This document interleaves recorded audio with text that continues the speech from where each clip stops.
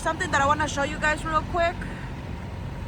I don't know if you could see that, but my trailer, it's very high up. So this docks right here are very high. So the landing gear had to be put all the way down as much as possible to be aligned with the docks. But let me show you. If you could see, if I keep going down, see all this space from the landing gear, from the apron right here. See that if I keep going, my fifth wheel's gonna be way off. Let me go a little closer so that you guys can see it. So I'm putting myself pre-trip on trailer. It's R24 347. There you go, and I'm saving it. So I'm starting pre-trip right now. This I have to do it on duty. I cannot be off duty for that. We're gonna close this gap so that it goes in smoothly.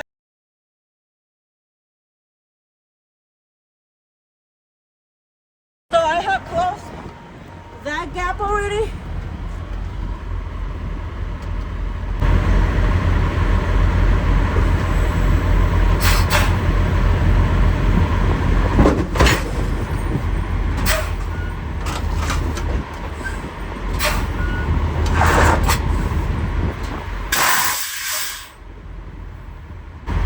There.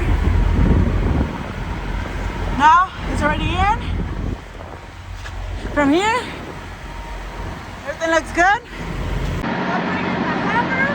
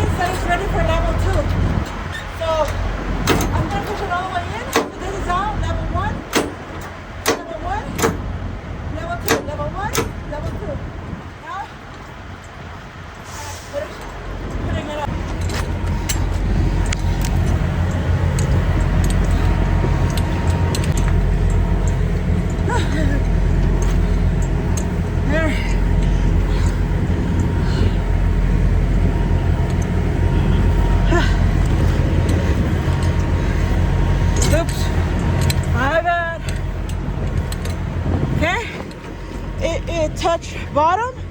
I'm gonna go back a little, pull it out, and then I'm gonna put it, we'll hook it up right there. We're good. Okay. So first and most important thing, need to check the fuel level, which is full. Marker light's good. Skirt's good. As you can see, my tandems are all the way to the back. So I need to you know, putting back on the 40-foot mark right here. Need to check the tires. They look good. Okay, I don't see anything weird. Okay, mud flap is there. Marker light is on. Fire lights up top are good. It's properly locked from the top. Properly latched from the bottom. Lights are good. To put a lock, you grab it, you put it like this. For reefer, it's pretty easy. Go in. And around.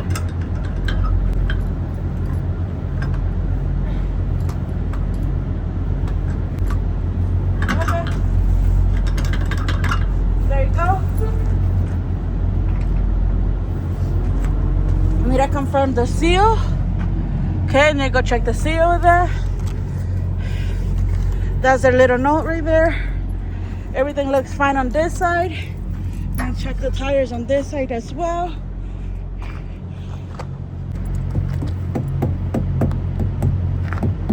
Okay, sounds good.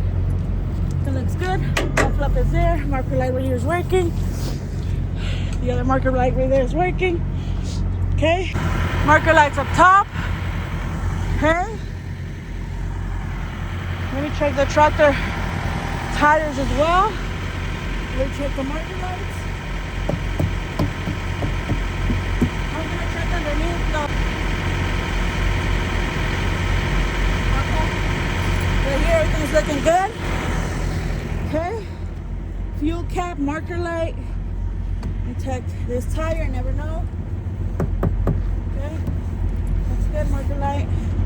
Lug nuts, everything is fine. Okay, everything's looking good right here. Okay. Now check this tire.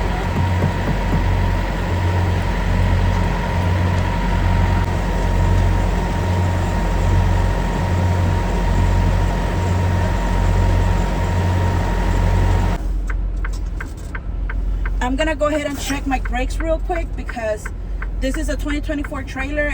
Everything looks great, looks beautiful, but just because it's a 2024 trailer, it doesn't mean that the brakes are working 100%. So I have to make sure that they are.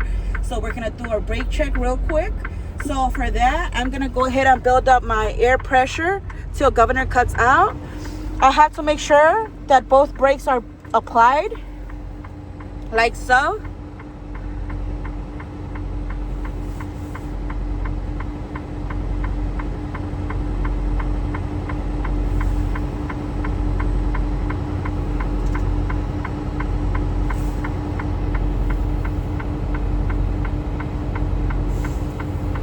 Okay, I don't know if you heard that, but there's a governor cut out.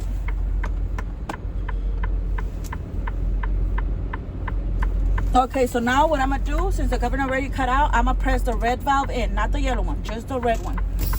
Okay, my air pressure is gonna go down. My tractor brake is still applied. See right there, my air pressure is gonna go down. I'm gonna wait for my needle to stabilize and for the seizing to stop. Hopefully it stops. It is. Okay, now that the needle has stabilized, I'm gonna go ahead and turn off the truck. I'm gonna put the key on the on position, like so I could read the gauge. So now what I'm gonna do is, I'm gonna press on the service brake real hard. So 1, 2, 3, real hard. Wait for the needle to stabilize. Hey Siri, can you set a minute timer? Hey Siri, can you set a minute timer? 1 minute, counting down.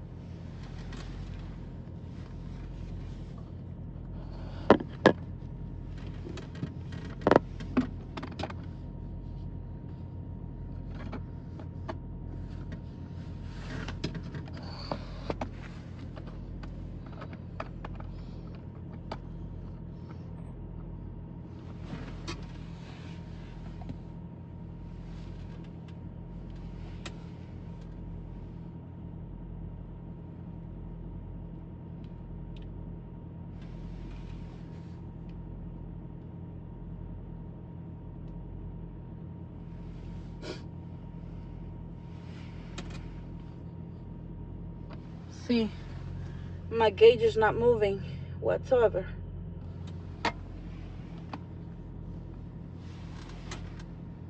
Ouch. There goes my timer. Just went off. Okay.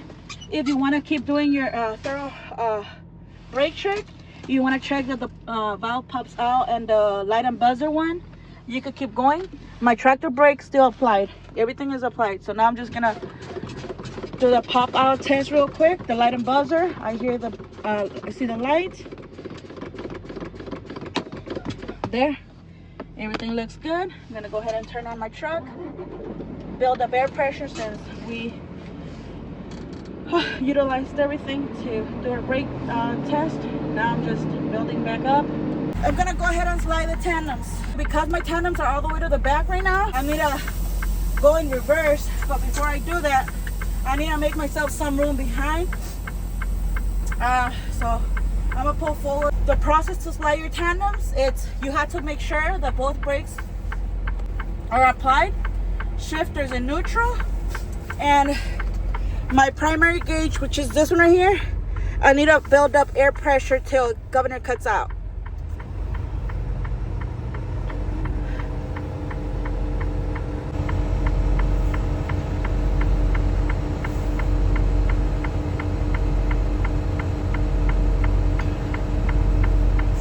Okay, I don't know if you heard that, but the governor just cut out. I'm gonna stop giving you gas.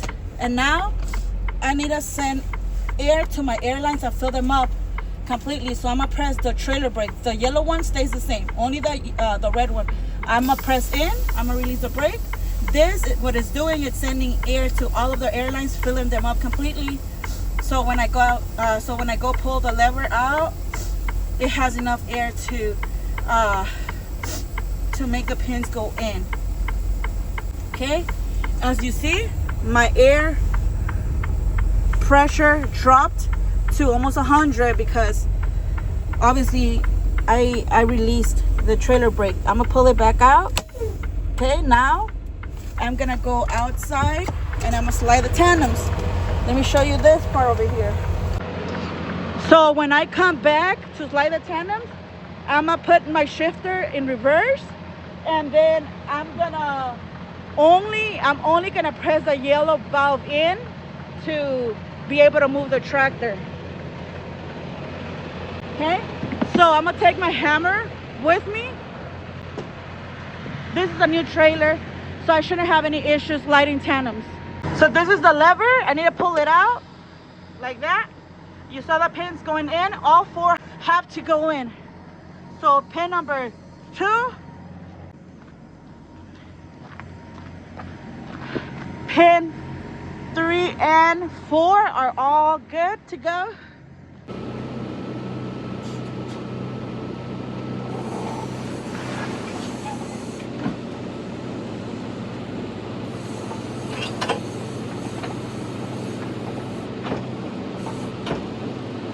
We have slide the tandems.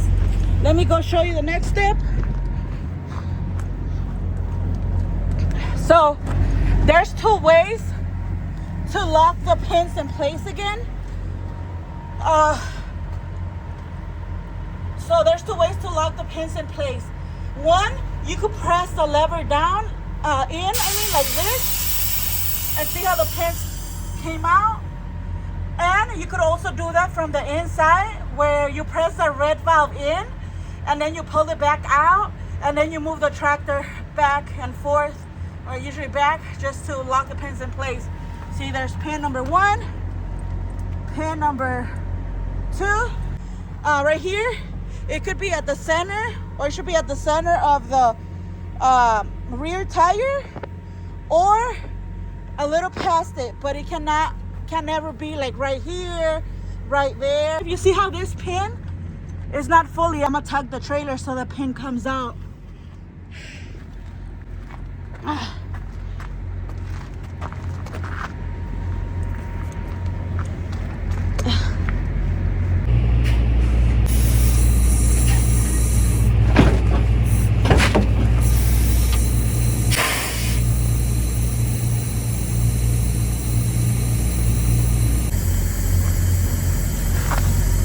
See how the pin is fully out now? All the way? And the other one is fully out. That's what we want. Another thing I forgot to check earlier was my brake lights. I'm gonna make sure that my brake lights are working properly. There you go. Brake lights are working. License plate lights are working. Everything else is looking good. Now we're gonna go ahead and go to the guard shack, and we're gonna go ahead and sign all the bills and everything that we have to sign. And then they're also gonna scale this load. This shipper, since it's meat, they have to be very accurate with the weight, the amount of product they're sending over. So the scales right here are always pretty good. So today, just because of that, I don't have to go to a cat scale unless there's something wrong with the readings. But if everything looks fine, then we're just gonna sign bills and everything and take off. And whenever you pull forward, you always want to go straight up. Although I don't have a trailer next to me. Turn my emergency lights on. Just wait for me right here. I'm gonna go ahead and sign my life and death sentence. Real quick, I'll take my bills. We're gonna go sign them. I'll be back. Okay, so I have picked up the load. I've checked everything, pre-tripped the trailer. We've done everything. It's kind of getting late. I had a late start today because I drove all night yesterday and I made a delivery in Korean, Utah. And now I'm gonna go ahead and send my loaded call. All my bills are signed, everything. I have my scale ticket right here. This is one of the few shippers that actually has a scale inside, and it's actually, I could trust it. I always pick up from here, so I know I could trust it. It's Beef Packers. Oops. Okay, so right now I'm gonna go ahead and put myself on duty. I have to send my loaded call, so I'm gonna put on duty, loaded call, done, and save it. And right now, because I am recording this, I'm gonna send the loaded call through my zoner. Usually what I do is that I open up the Point app through my phone and I send the loaded call with my phone, and then I just check the load information and everything that I need to check from here. And actually, just for future reference, I forgot to send my arrive the shipper macro. And you know, this is a good example of shouldn't forget to send your macro in, because as you saw, we arrived here like to our pickup and our load wasn't ready. And if you forget to send your arrive the shipper macro, which is macro 1 right here, this is arrive the shipper macro 1. If you forget to do that, then your timer the time that you arrive the shipper doesn't start counting until you send a macro. So like right now, shippers have up to 2 hours to offload you or to finish loading you in 2 hours. And then if they take more than 2 hours, then those hours they take, those additional hours they take, you get paid for them. But if you didn't send your macro in, then there's no way for dispatch to know that you were there at a certain time, and now you won't get paid, or you have to talk to dispatch or your driver leader and stuff. But you know, why forget, you know? But I forgot. But this one is a preloaded trailer. They didn't take very long, so I'm not worried about it, but I still have to point that out. Your goal, yes, you always want to make sure you send those out. Right here, I'm in Kuna, Idaho, and see the loaded call option on here. I just press it and it takes me to that page right here. So now it's asking me for ETA of next stop. The next stop is not like where I'm asleep, or it's not where I'm gonna take a 30-minute break. No, the next stop, the ETA for next stop is the next appointment, the next delivery appointment. So I have 2 stops right here. I have stop 1, Modesto, and stop number 2, which is going to Merced, California. So right now, because I'm using the phone to record this, I'm gonna go ahead and open my planner real quick. This is the delivery appointment. It's at the first delivery appointment for stop 1. It's at 7 a.m. So right here, I'm gonna go ahead and put the 27. And then time, it's at 7 a.m. I'm gonna set it to 7 a.m. And then minutes, it's o'clock right there, a.m. Okay. And then PTA, this is a live unload, so I'm gonna give myself 2 hours. So if I get there at 7 a.m., my PTA is the time you're gonna be ready for your next delivery, next load assignment, whatever. So 7 a.m., I'm gonna put 2 hours since it's a live unload. So I'm gonna put right here 27, and then 9 a.m. There. AM, all of that's looking good. I don't have a student just yet. I'm going to pick her up to on Sunday, so I'm gonna go ahead and put right here solo hours on that PTA. So I'm gonna be at Lathrop. From Lathrop to the delivery appointment, it's about, let me give myself an hour and a half. I'm gonna put 09.00, and then right there I'm gonna put 00.30 minutes. So I'm gonna have left 9 hours and 30 minutes. Combine hours for next 22 hours at PTA. We're not gonna put that because we are solo right now. Training ready for team, we're solos. BOL number, that's gonna be, we have it somewhere right here. I have LD 127234. That is LD, I don't have to put it in uppercase, but I'm a little needy. 127234. Then the weight for this load, we said it was gross weight right here 60, like 61 something. We could leave it like that, 61,000 more or less, doesn't really matter. Let's see, pieces, number of pieces, let me see. So for pieces, it says 117 right here on this bill right here, and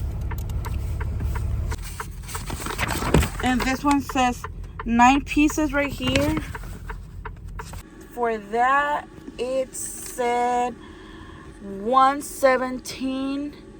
Oops, it's gonna be a total of 126 because 117 plus 9, that's 126, I think.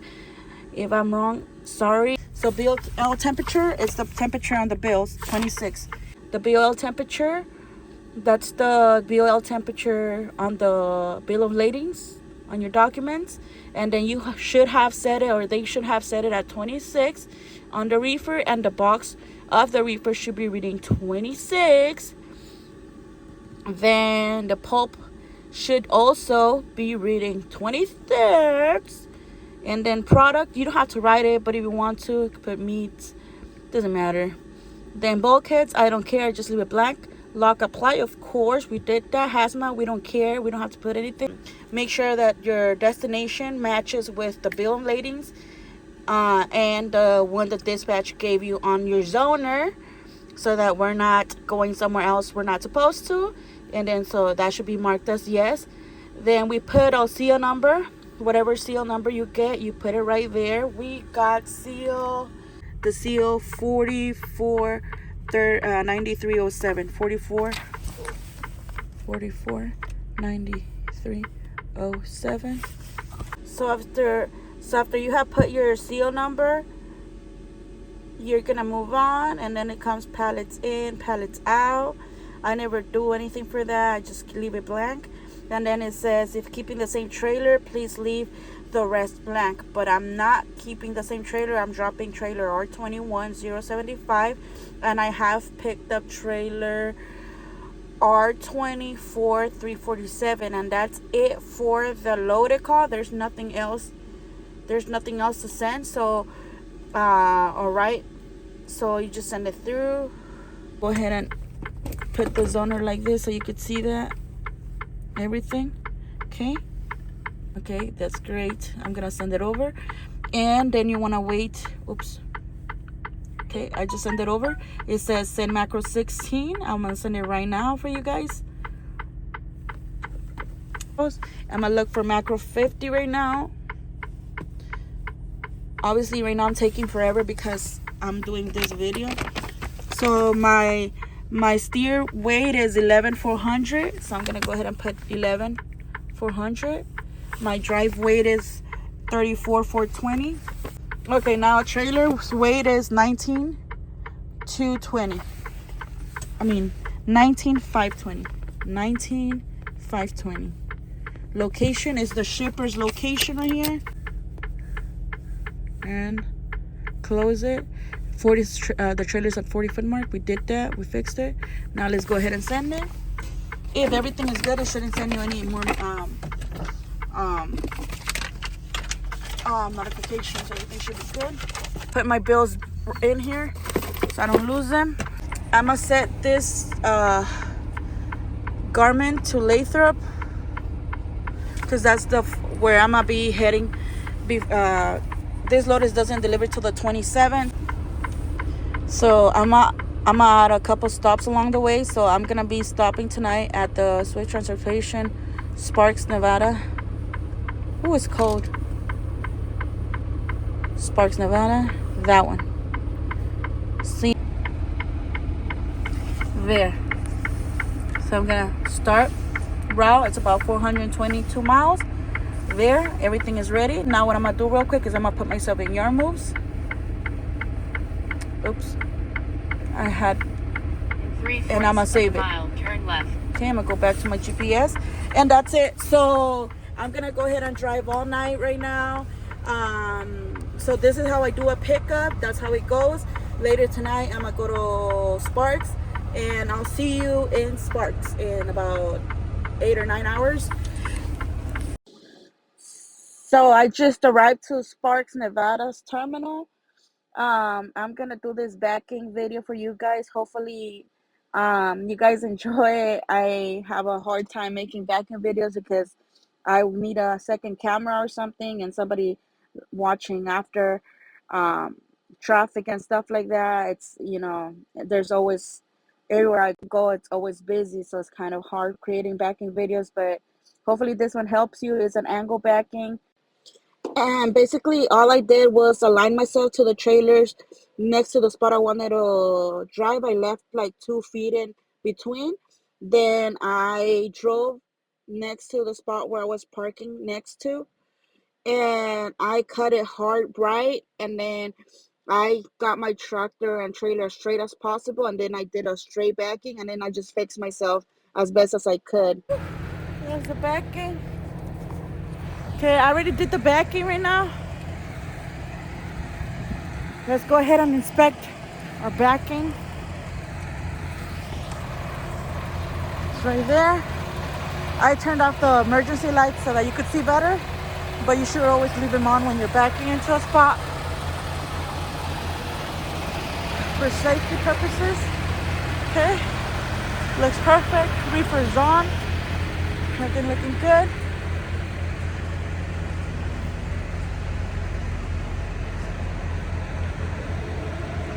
Pretty good.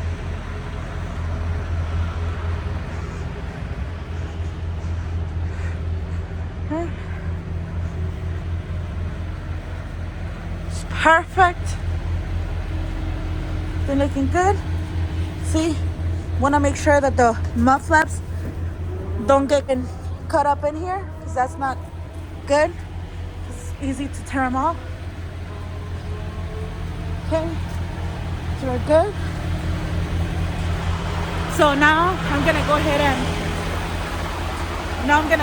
get ready to shower, call it off a day. I still have like a couple things to do. Okay, I'm gonna put myself post trip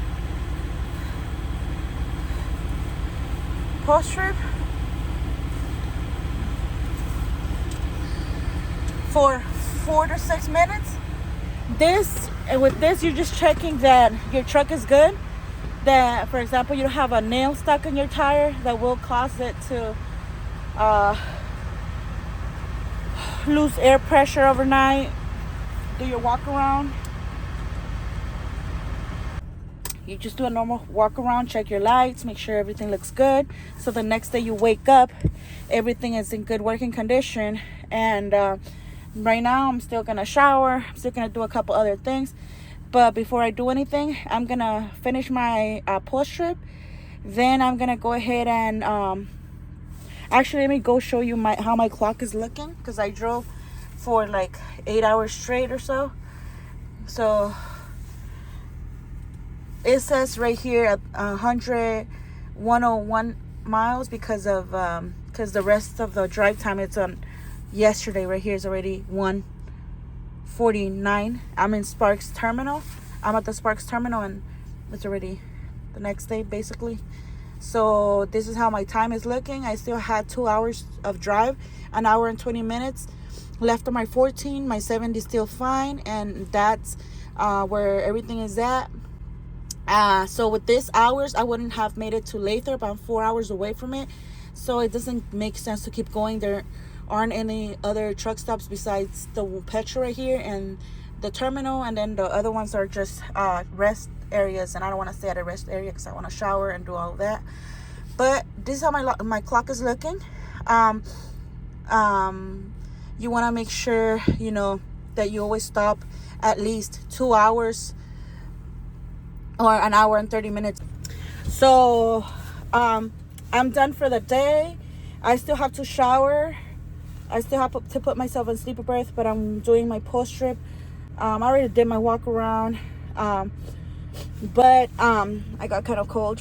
But when you're driving and if you're actually thinking to become a truck driver, and you're starting with Swift or any company that's giving you the opportunity to start with them, one advice I could give you as a new driver, it's every single time you drive, you have to manage your clock correctly, appropriately, because if you take too long, and if you don't manage your clock correctly or choose your stops correctly, you might end up running out of hours too soon, and it's not good because you don't want to get a violation. So you have to choose a truck stop where you're going to be stopping for the day, or a rest area that's 2 to an hour and a half in advance. Because let's say you go to a truck stop and you plan yourself to stop on at least an hour, 2 hours in a window.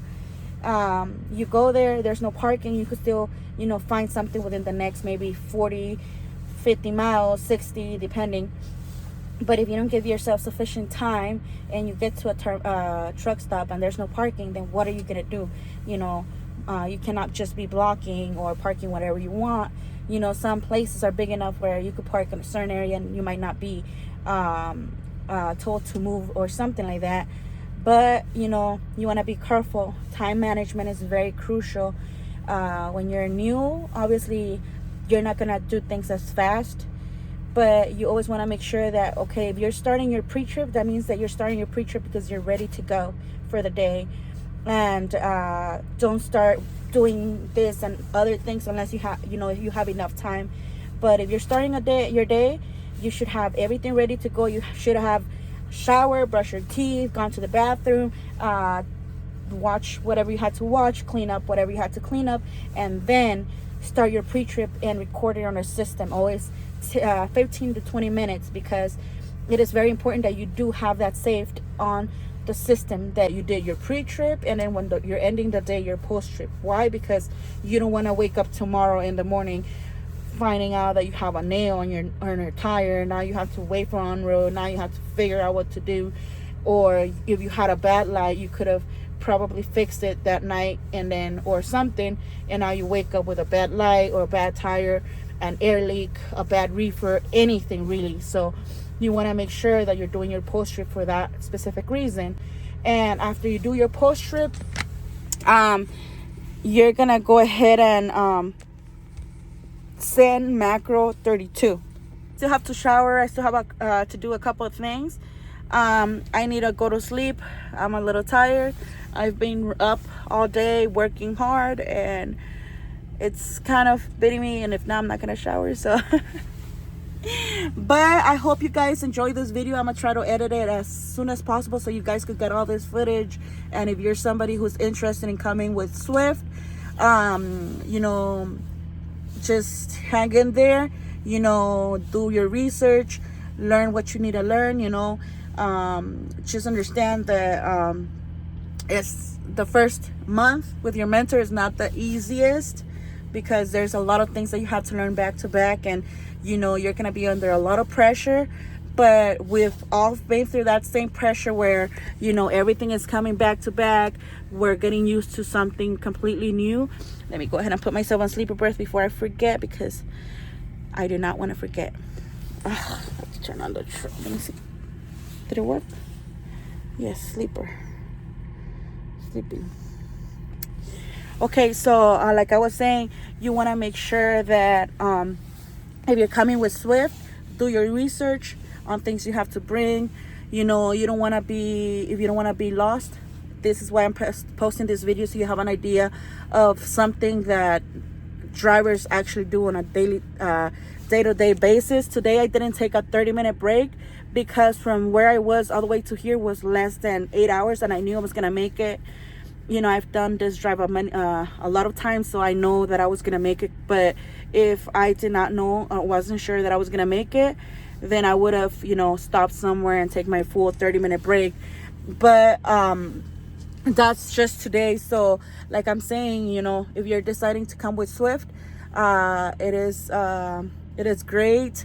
I've been doing good. I've been with them for almost 3 years, and you know everything is going well. But you know it is gonna be a challenge if you're not used to being away from home. You are gonna be, you know, you might feel a little homesick, and you know everything is coming back to back. If your mentors are a little tough with you, just understand that it is from a mentor perspective. You know, it's not easy training somebody from scratch. You know, every person learns differently, and it's like we have to do not only the training part but also the psychological part, because every person is their own little world and everybody acts differently. But you know, I could tell you that once you're done with your training with your mentor, everything gets a lot better. Obviously there's gonna be good easy days, and there's gonna be bad days. That just comes with a day-to-day working, you know, and stuff. But this is what I wanted to show you. This is my day in the life. I know it's not as great as I wish it was, because I cannot record almost every single little thing I do, because you know for time purposes it takes too long, and you know a lot of stuff. But I hope you enjoyed this video. If you guys do, don't forget to like, comment, and subscribe to my channel, and I'll try to post a lot more videos right now. Right now I didn't have a student, so that's why I made the time to make this video. When I have a student in my truck, I try to give him my all my attention. My focus is with them, because like I said, it's a process, and you know they need to have all my energy on them, and you know not on other things. But I hope you guys enjoyed this video. I'll see you on the next one. I hope you enjoy it, and I'm gonna try to post it as soon as possible. And bye, see you on the next one.